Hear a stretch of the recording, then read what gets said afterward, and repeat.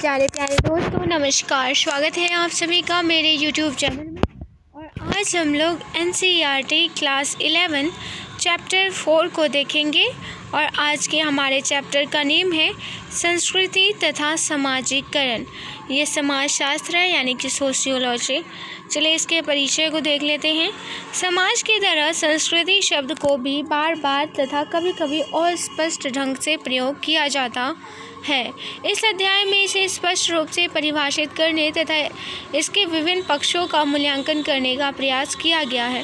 रोजमर्रा की बातों में संस्कृति काल तक सीमित है अथवा कुछ वर्गों या यहाँ तक कि देशों की जीवन शैली की तरफ संकेत करती है। समाजशास्त्री एवं मानव विज्ञानी उन सामाजिक संदर्भों का अध्ययन करते हैं जिनमें संस्कृति विद्यमान है। वे संस्कृति को अलग से लेकर इसके विभिन्न पक्षों के बीच संबंधों को जानने का प्रयास करते हैं।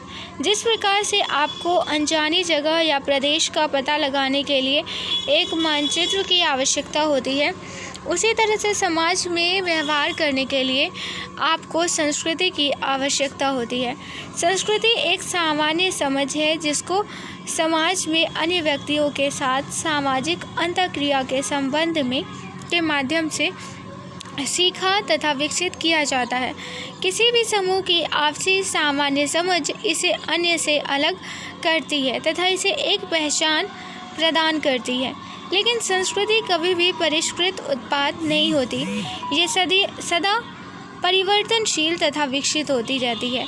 इसके तत्व लगातार जुड़ते, घटते, विस्तारित, संकुचित तथा पुनः व्यवस्थित होते रहते हैं, जिसके फलस्वरूप संस्कृतियाँ प्रकार्यात्मक इकाई के रूप में गतिशील रहती है। व्यक्तियों की अन्य व्यक्तियों के साथ सामान्य समझ विकसित करने तथा विभिन्न चिन्हों तथा संकेतों से वही अर्थ ग्रहण करने की क्षमता ही मानव को अन्य प्राणियों से अलग करती है। अर्थ का सृजन सामाजिक सद्गुण है जिसे हम परिवारों, समूहों तथा समुदायों में अन्य व्यक्तियों के साथ रहकर सीखते हैं। हम परिवार के सदस्यों, मित्रों तथा साथियों के साथ विभिन्न सामाजिक परिवेशों में अंतःक्रिया द्वारा विभिन्न साधनों तथा तकनीकों के साथ साथ अभौतिक चिन्हों तथा संकेतों का प्रयोग करना सीखते हैं। इसमें से अधिकांश ज्ञान की जानकारी हमें व्यवस्थित ढंग से मौखिक रूप से या किताबों के माध्यम से प्राप्त होती है। उदाहरण के लिए नीचे दी गई अंतःक्रिया पर ध्यान दें कि कैसे शब्द तथा चेहरे के हाव भाव बातचीत में अर्थ संप्रेषित करते हैं। इस सीखने की प्रक्रिया से हमें समाज में अपनी भूमिका तथा उत्तरदायित्व को पूरा करने में सहायता मिलती है। आप पहले ही प्रस्थिति एवं भूमिकाओं के बारे में जान चुके हैं। परिवार में हम प्रारंभिक समाजीकरण को सीखते हैं, जबकि स्कूल तथा अन्य संस्थाओं में द्वितीयक समाजीकरण होता है। इस बारे में हम इस अध्याय में विस्तार से चर्चा करेंगे। आप किसी भी अन्य व्यक्ति का अपनी संस्कृति में कैसे अभिवादन करेंगे? क्या आप विभिन्न व्यक्तियों, मित्रों, बुजुर्ग, संबंधियों, विपरीत लिंगी अन्य समूहों के व्यक्तियों का विभिन्न प्रकार से अभिवादन करेंगे? अपने किसी अटपटे अनुभव की चर्चा कीजिए जब आप नहीं जानते थे कि किसी व्यक्ति का अभिवादन किस प्रकार किया जाए। क्या यह इसलिए हुआ क्योंकि आप साझी संस्कृति को नहीं बांटते थे, परंतु अगली बार आपको पता होगा कि आपको क्या करना है। इस तरह आपका संस्कृति संबंधी ज्ञान बढ़ता है तथा स्वयं पुनः व्यवस्थित होता है। विविध परिवेश, विभिन्न संस्कृतियाँ। मनुष्य विभिन्न प्राकृतिक परिवेशों जैसे पहाड़ों तथा मैदानों, जंगलों तथा स्वच्छ स्थलों, रेगिस्तानों तथा नदी घाटियों, द्वीपों तथा मुख्य भूमि में रहते हैं। वह विभिन्न सामाजिक स्थानों जैसे कि गांवों, कस्बों तथा शहरों में भी रहते हैं। विभिन्न वातावरणों में प्राकृतिक तथा सामाजिक स्थितियों का सामना करने के लिए व्यक्ति विभिन्न नीतियाँ अपनाते हैं। विभिन्न वातावरणों में प्राकृतिक तथा सामाजिक स्थितियों का सामना करने के लिए व्यक्ति विभिन्न नीतियाँ अपनाते हैं। इससे जीवन जीने के विभिन्न तरीकों या संस्कृतियों का विकास होता है। यात्री ने ऑटो चालक से पूछा, इंदिरा नगर, यहाँ वह क्रिया जिसने प्रश्न का अर्थ संप्रेषित होता है वह आंखों के संकेत में निहित है। बारथेरा या क्या आप चलेंगे? यदि प्रश्न का उत्तर हाँ हुआ तो चालक अपना सिर पिछली सीट की ओर हिला देगा। यदि उत्तर न हुआ, जैसा कि अक्सर होता है, प्रत्येक बेंगलोर वासी जानता है, तो वह चला जाएगा या मुंह बनाएगा जैसे कि उसने कोई गलत शब्द सुन लिया हो, या मुस्कुराहट के साथ सिर हिलाएगा जैसे कि वह खेद व्यक्त कर रहा हो। यह उस क्षण की स्थिति के अनुसार होगा। चर्चा कीजिए कि प्राकृतिक परिवेश संस्कृति को कैसे प्रभावित करते हैं।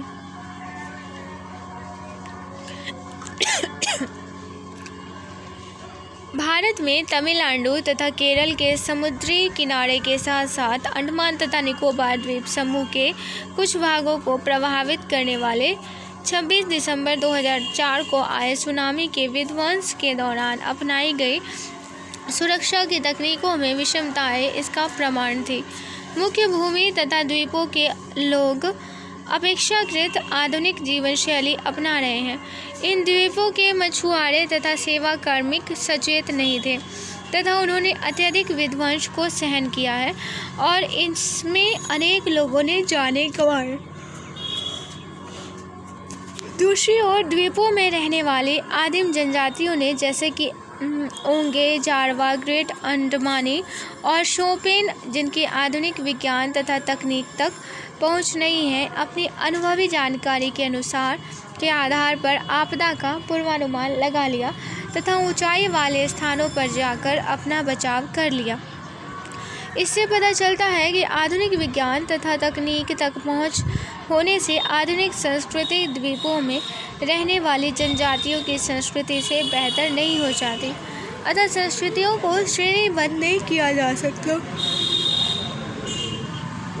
परंतु प्राकृतिक द्वारा आरोपित दबावों का सामना करने की इनकी पर्याप्त या अपर्याप्त योग्यता के आधार पर इन्हें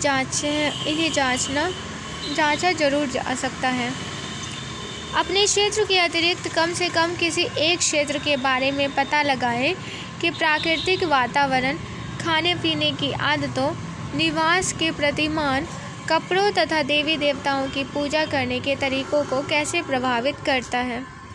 भारतीय भाषाओं में संस्कृति शब्द के समतुल्य शब्दों की जांच कीजिए, वे किस प्रकार से संबंधित हैं।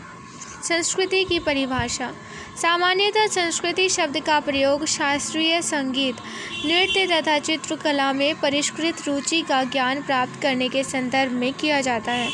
यह परिष्कृत रुचि लोगों को असांस्कृतिक आम व्यक्तियों से अलग करने के लिए रखी गई थी। जैसा कि आजकल हम देखते हैं कि हम स्वयं चाय के स्थान पर कॉफ़ी को प्राथमिकता देते हैं। इसके विपरीत समाजशास्त्री संस्कृति को व्यक्तियों में विभेद करने वाला साधन नहीं मानते, परंतु जीवन जीने का एक तरीका मानते हैं जिसमें समाज के सभी सदस्य भाग लेते हैं। प्रत्येक सामाजिक संस्था अपनी स्वयं की संस्कृति का विकास करती है। अंग्रेज विद्वान एडवर्ड टायलर संस्कृति की एक पूर्व मानव वैज्ञानिक यह परिभाषा देते हैं। संस्कृति या सभ्यता अपने व्यापक निर्जातीय अर्थ में एक जटिल समग्र है जिसमें ज्ञान, आस्था, कला, नैतिकता, कानून, प्रथा तथा मनुष्य के समाज के सदस्य के रूप में होने के फलस्वरूप प्राप्त अन्य क्षमताएं तथा आदतें शामिल हैं। चर्चा कीजिए कि यह चित्र किस तरह की जीवन शैली को दर्शाता है। मानव विज्ञान के प्रकारात्मक स्कूल के संस्थापक पोलैंड के ब्रेनिस्लाव मैलिनोवस्की ने 2 पीढ़ियों के बाद लिखा, संस्कृति में उत्तराधिकार में प्राप्त कलाकृतियाँ, वस्तुएं, तकनीकी प्रक्रिया, विचार, आदतें तथा मूल्य शामिल हैं। क्लिफोर्ड गिट्स ने सुझाव दिया कि हम मानवीय क्रियाओं को पुस्तक में दिए गए शब्दों की तरह देखते हैं तथा उन्हें संदेश का संप्रेषण करते हुए देखते हैं। मानव एक प्राणी है जो अपने स्वयं के बुने हुए महत्वाकांक्षाओं के जाल में फंसा हुआ है। मैं संस्कृति को यही जाल मानता हूँ। हमारी खोज किसी आकस्मिक व्याख्या के लिए नहीं है, परंतु एक ऐसी व्याख्यात्मक परिभाषा के लिए है जिसका अर्थ निकलता है। इसी तरह लेस्ली व्हाइट ने संस्कृति को वस्तुनिष्ठ वास्तविकताओं को अर्थ देने वाले साधन के रूप में तुलनात्मक महत्व दिया है। इसके लिए उन्होंने किसी स्रोत विशेष के पानी को लोगों द्वारा पवित्र माने जाने का उदाहरण दिया है। क्या आप मैलिनोवस्की की परिभाषा में कोई ऐसी चीज़ देखी है जो टायलर की परिभाषा में नहीं है? कला के अतिरिक्त टायलर द्वारा सूचीबद्ध की गई सभी वस्तुएं अभौतिक है। इसका कारण यह नहीं है कि टायलर ने स्वयं कभी भी भौतिक संस्कृति पर ध्यान नहीं दिया। वास्तव में वह संग्रहालय के अध्यक्ष थे तथा मानव विज्ञान पर उनके अधिकांश लेख विश्व के विभिन्न समाजों की कलाकृतियों तथा औजारों की जांच पड़ताल पर आधारित है, जहाँ की उन्होंने कभी कोई यात्रा नहीं की थी।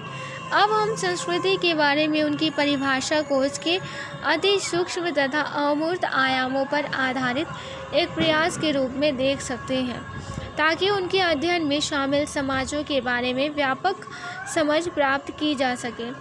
मैलिनोवस्की प्रथम विश्व युद्ध के दौरान पश्चिम प्रशांत महासागर के एक द्वीप पर फंस गए थे। तब उन्होंने इस बात की खोज की कि जिस समाज का आप अध्ययन कर रहे हैं वहाँ लंबी अवधि तक रहना कितना महत्वपूर्ण है। इसने आगे चलकर क्षेत्रीय कार्य की परंपरा की स्थापना की, जिसके बारे में आप अध्याय 5 में पढ़ेंगे। मानव विज्ञानीय अध्ययनों में संस्कृति की बहुल परिभाषाओं ने अल्फ्रेड क्रोबर तथा क्लॉड क्लूखोन को 1952 में एक व्यापक सर्वेक्षण culture a critical review of concepts and definitions के प्रकाशन में मदद की। सर्वेक्षण में दी गई विभिन्न परिभाषाओं के कुछ प्रतिदर्श ऊपर दिए जा रहे हैं। क्रियाकलाप 4 है।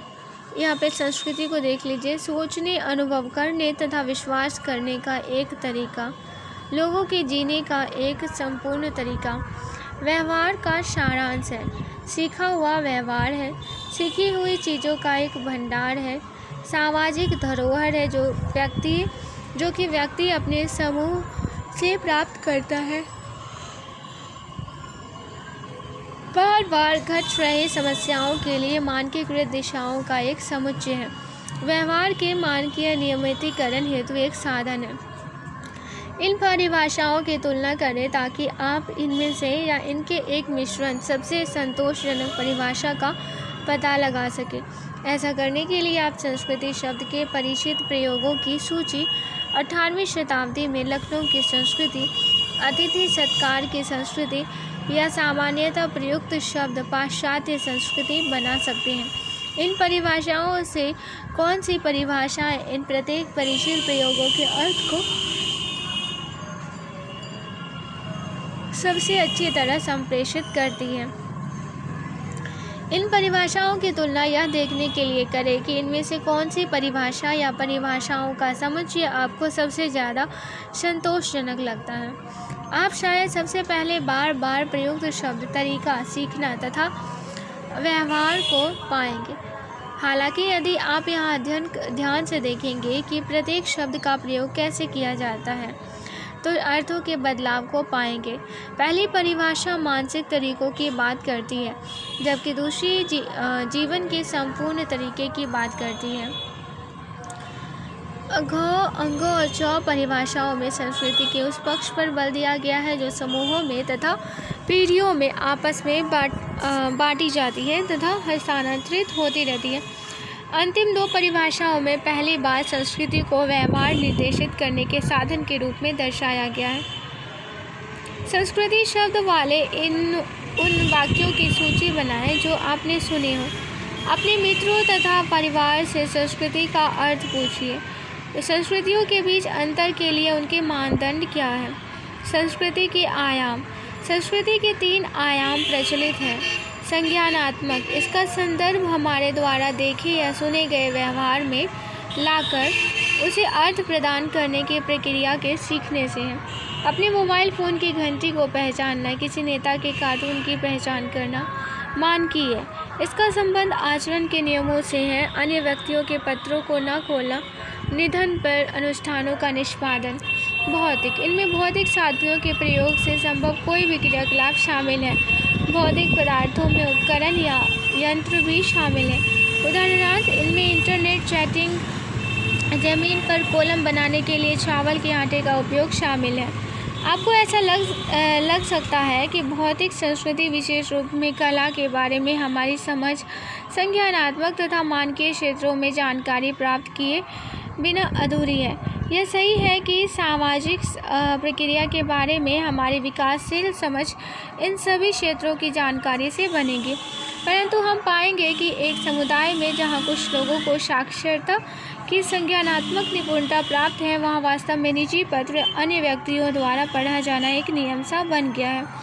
परंतु जैसा कि हम नीचे पाएंगे, इनमें से प्रत्येक क्षेत्र पर अलग अध्ययन महत्वपूर्ण अंतर्दृष्टियाँ उपलब्ध कराता है।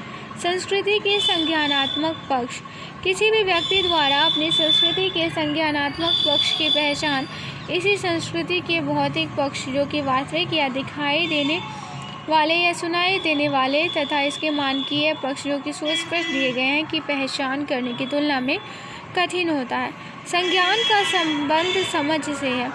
अपने वातावरण से प्राप्त होने वाली समस्त सूचना का हम कैसे उपयोग करते हैं, साक्षर समाजों में विचार, किताबों तथा दस्तावेजों में दिए होते हैं, जो पुस्तकालयों, संस्थाओं या संग्रहालयों में सुरक्षित रखी जाती है, परंतु निरक्षर समाजों में दंत कथाएँ या जनश्रुतियाँ याददाश्त में रहती हैं तथा मौखिक रूप में हस्तांतरित की जाती है।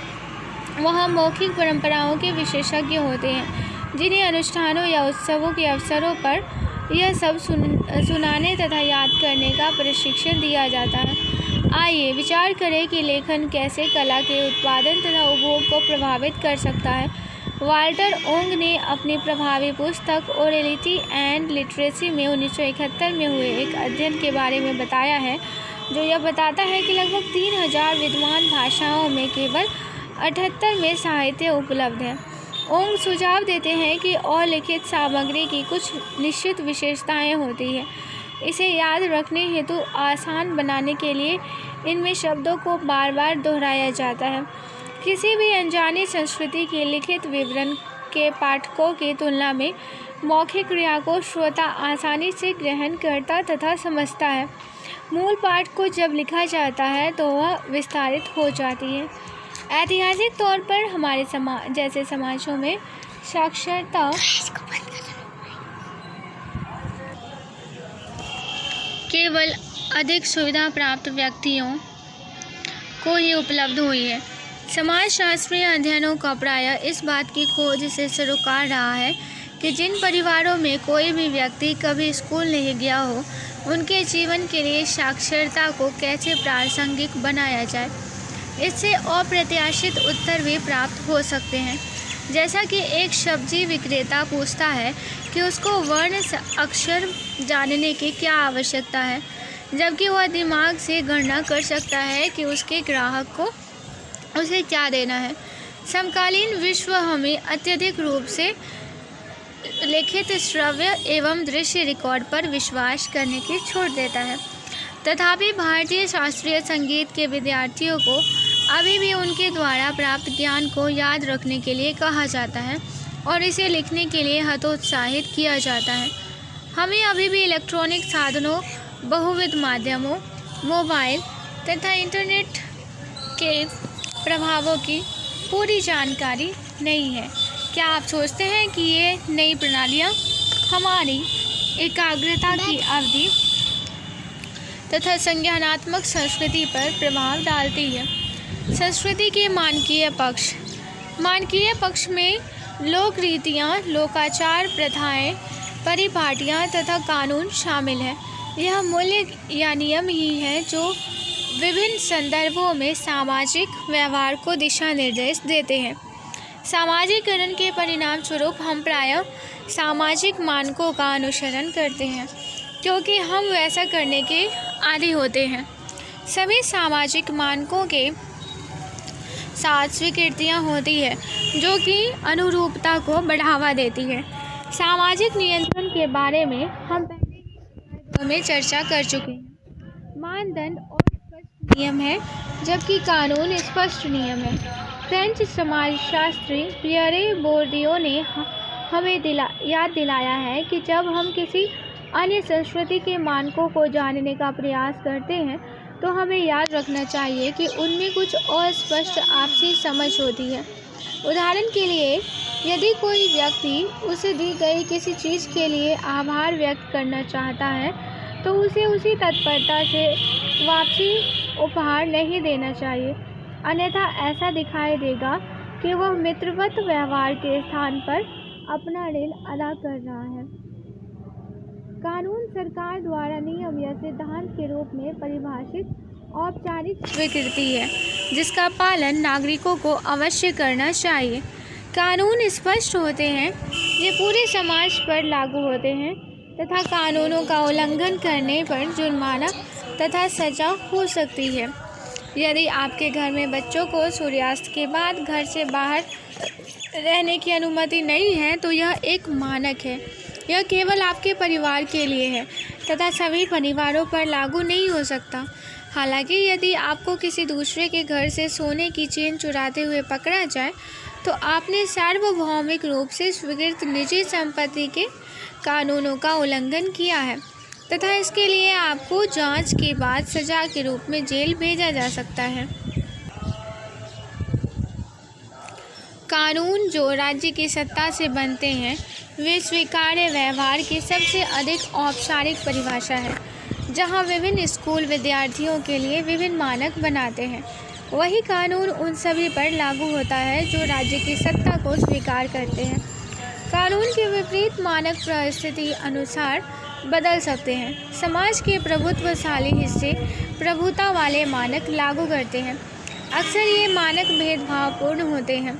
उदाहरण के लिए ऐसे मानक जो दलितों को समान कुएं या यहाँ तक कि पानी के समान स्रोत से पानी पीने की या औरतों को सार्वजनिक स्थानों पर स्वतंत्रता पूर्वक घूमने की अनुमति नहीं देते।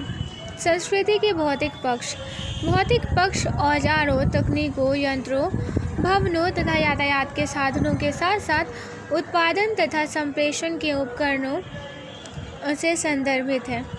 नगरीय क्षेत्रों में चालित फोन वादक यंत्रों, कारों तथा बसों, एटीएम, स्वतः गणक मशीनों, रेफ्रिजरेटरों तथा संगणकों का दैनिक जीवन में व्यापक प्रयोग तकनीक पर निर्भरता को दर्शाता है।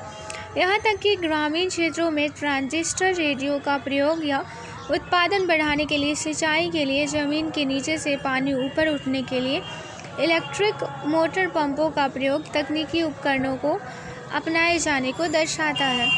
सारांश में संस्कृति के दो सैद्धांतिक आयाम हैं, भौतिक तथा अभौतिक।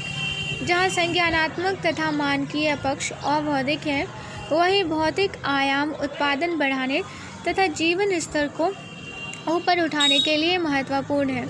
संस्कृति के एकीकृत कार्यों हेतु भौतिक तथा अभौतिक आयामों को एकजुट होकर कार्य करना चाहिए, परंतु जब भौतिक या तकनीकी आयाम तेजी से बदलते हैं तो मूल्यों तथा मानकों की दृष्टि से अभौतिक पक्ष पिछड़ जा सकते हैं।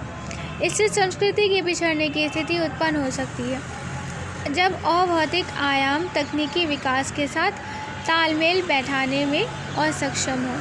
संस्कृति तथा पहचान विरासत में नहीं मिलती, अपितु यह व्यक्ति तथा समाज को इनके दूसरे व्यक्तियों के साथ संबंधों से प्राप्त होती है। व्यक्ति को उसके द्वारा अदा की गई सामाजिक भूमिका ही पहचान प्रदान करती है। आधुनिक समाज में प्रत्येक व्यक्ति बहुविध भूमिकाएं अदा करता है। उदाहरणार्थ, परिवार में व्यक्ति माता पिता या एक बच्चा हो सकता है, परंतु प्रत्येक विशेष भूमिका के लिए निश्चित उत्तरदायित्व तथा शक्तियाँ होती हैं। भूमिकाओं को प्रभावी बनाना पर्याप्त नहीं होता, इन्हें पहचान तथा मान्यता प्राप्त होनी चाहिए। ऐसा प्रायः भूमिका अदा करने वाले व्यक्तियों द्वारा प्रयुक्त की जाने वाली भाषा को मान्यता देकर किया जा सकता है। स्कूलों में विद्यार्थियों के पास अपने अध्यापकों, अन्य विद्यार्थियों तथा कक्षा में प्रदर्शनों का उल्लेख करने का अपना तरीका होता है। इस भाषा के सृजन द्वारा, जिसमें कुछ कूट अर्थ भी होते हैं, वे अर्थों और उनके महत्व का अपना संसार बनाते हैं। स्त्रियां भी अपनी भाषा बनाने के लिए प्रसिद्ध हैं, जिसके द्वारा वे अपना निजी समय प्राप्त कर लेती हैं, जो कि पुरुषों के नियंत्रण से बाहर होता है। विशेष रूप से ग्रामीण क्षेत्रों में तालाब में स्नान करते समय तथा नगरीय क्षेत्रों में छतों पर कपड़े सुखाते समय एकत्रित होकर। किसी भी संस्कृति की अपनी उप संस्कृतियाँ हो सकती हैं, जैसे कि सम्राट तथा कामगर वर्ग की उप संस्कृतियों की पहचान शैली, रुचि तथा संघ से बाहर होती है। किसी विशेष उप संस्कृति की पहचान उनकी भाषा, कपड़ों, संगीत के विशेष प्रकार के प्रति प्राथमिकता या उनके समूह के अन्य सदस्यों के साथ उनकी अंतःक्रियाओं के प्रकार से की जा सकती है। उप संस्कृति समूह एक संबद्ध इकाई के रूप में भी कार्य कर सकता है, जो समूह के सदस्यों को पहचान देता है। ऐसे समूह में नेता तथा अनुयायी हो सकते हैं, परंतु समूह के सदस्य समूह के उद्देश्यों से वचनबद्ध होते हैं तथा इकट्ठे होकर इन उद्देश्यों की प्राप्ति के लिए कार्य करते हैं। उदाहरण के लिए आस पड़ोस के युवा सदस्य क्लब बना सकते हैं ताकि अपने आप को खेलों तथा अन्य संरचनात्मक कार्यों में व्यस्त रखा जा सके। ऐसे कार्यों से सदस्यों की समाज में सकारात्मक छवि बनती है। इससे सदस्यों को अपनी छवि सकारात्मक बनाने में ही सहायता नहीं मिलती, अपितु इससे अपने कार्यों को और बेहतर ढंग से करने की प्रेरणा भी मिलती है। समूह के रूप में उनकी पहचान में रूपांतरण होता है। समूह अपने को अन्य समूहों से अलग करने में सक्षम है और इस तरह आस पड़ोस में स्वीकृति तथा मान्यता द्वारा अपनी पहचान बनाता है। नृजाति केंद्रवाद। जब संस्कृतियाँ एक दूसरे के संपर्क में आती हैं, तभी नृजाति केंद्रवाद की उत्पत्ति होती है। नृजाति केंद्रवाद से आशय अपने सांस्कृतिक मूल्यों का अन्य संस्कृति के लोगों के व्यवहार तथा आस्थाओं का मूल्यांकन करने के लिए प्रयोग करने से है। इसका अर्थ है कि जिन सांस्कृतिक मूल्यों को मानदंड या मानक के रूप में प्रदर्शित किया गया था, उन्हें अन्य संस्कृतियों की आस्थाओं तथा मूल्यों से श्रेष्ठ माना जाता है। हम अध्याय 1 तथा अध्याय 3 विशेष रूप से धर्म पर हुई चर्चा में देख चुके हैं कि समाजशास्त्र किस प्रकार के एक अनुभाविक शास्त्र है, न कि मानकीय। नृजाति केंद्रवाद की तुलनाओं में निहित सांस्कृतिक श्रेष्ठता की भावना उपनिवेशवाद की स्थितियों से स्पष्ट दिखाई देती है। थॉमस बॉबिंगटन मैकॉले के भारत में ईस्ट इंडिया कंपनी को भेजे गए शिक्षा 1835 के प्रसिद्ध विवरण में नृजातीयता का उदाहरण दिया गया है, जब वे कहते हैं, हमें इस समय एक ऐसे वर्ग का निर्माण करने का भरसक प्रयास करना चाहिए जो हमारे तथा हमारे द्वारा शासित लाखों लोगों के बीच द्विभाषिक कार्यों का कार्य करे। व्यक्तियों का ऐसा वर्ग जो खून तथा रंग में भारतीय हो, परंतु रुचि में, विचार में, नैतिकता तथा प्रतिभा में अंग्रेज हो। क्रियाकलाप 5। क्या आपको अपने आसपास में बने किसी उप सांस्कृतिक समूह की जानकारी है? आप इनको पहचानने में कैसे सफल हुए? नृजाति केंद्रवाद विश्व नागरिकतावाद के विपरीत है, जो कि अन्य संस्कृतियों को उनके अंतर के कारण महत्व देती है। विश्व बंधुता पर्यवेक्षण में व्यक्ति अन्य व्यक्तियों के मूल्यों तथा आस्थाओं का मूल्यांकन अपने मूल्यों तथा आस्थाओं के अनुसार नहीं करता।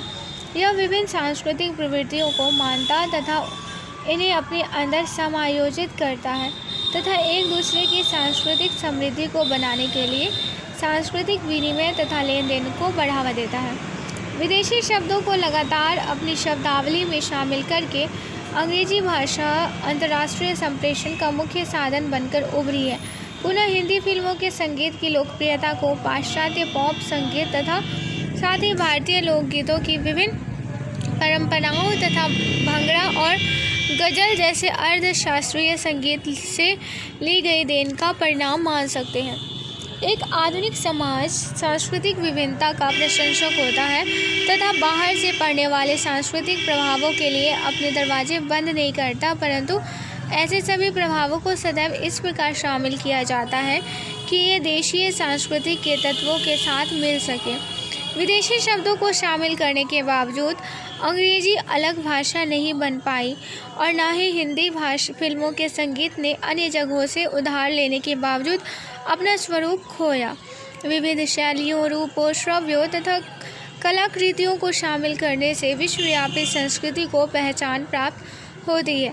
आज सार्वभौमिक विश्व में जहां संचार के आधुनिक साधनों से संस्कृतियों के बीच अंतर कम हो रहे हैं, एक विश्वव्यापी पर्यवेक्षण प्रत्येक व्यक्ति को अपनी संस्कृति को विभिन्न प्रभावों द्वारा सशक्त करने की स्वतंत्रता देता है। बॉक्स में दिए गए शब्दों को देखें। क्या आपने ये शब्द सुने हैं या बातचीत में कभी प्रयोग किया है? इंग्लिश शीघ्र ही विश्व विजेता बनेगी। प्रचलित कुछ इंग्लिश शब्दों में airdash, travel by, air, chaddies, underpants, chai, Indian tea, crore, 10 million, dacoit, thief, desi, local, dickey, bhoot, gora, white person, junglee, uncouth, lakh, 100,000, lampat, thug, optical, spectacles, prepone, bring forward, stepney, spare tyre तथा वुड बी, फियांस या फियांसी शामिल है। एक रिपोर्ट के अनुसार इंग्लिश में ऐसे अनेक शब्द या वाक्यांश शामिल हैं जिन्हें ब्रिटेन या अमेरिका वासी शायद आसानी से न समझ सके। इनमें से कुछ अप्रचलित शब्द जैसे पक्का है, जो राज के समृद्ध चिन्ह है। अन्य नवनिर्मित शब्द भी है, जैसे टाइम पास, जिसका अर्थ है समय व्यतीत करने के लिए कोई भी कार्य करना। भारत में व्यवसाय करने को आकर्षित करने की सफलता ने हाल ही में एक नई क्रिया को जन्म दिया है। वे व्यक्ति जो किसी कंपनी के कर्मचारी ना होकर भी से इसके लिए कार्य करते हैं, उन्हें बैंकलोरट कहा जाता है। तो आज के लिए बस इतना ही। आशा करती हूँ ये लेक्चर आप लोगों को पसंद आया होगा। इसके आगे का पार्ट मैं जल्द प्रोवाइड कर दूँगी। ये लेक्चर सुनने के लिए आप सभी का बहुत बहुत धन्यवाद।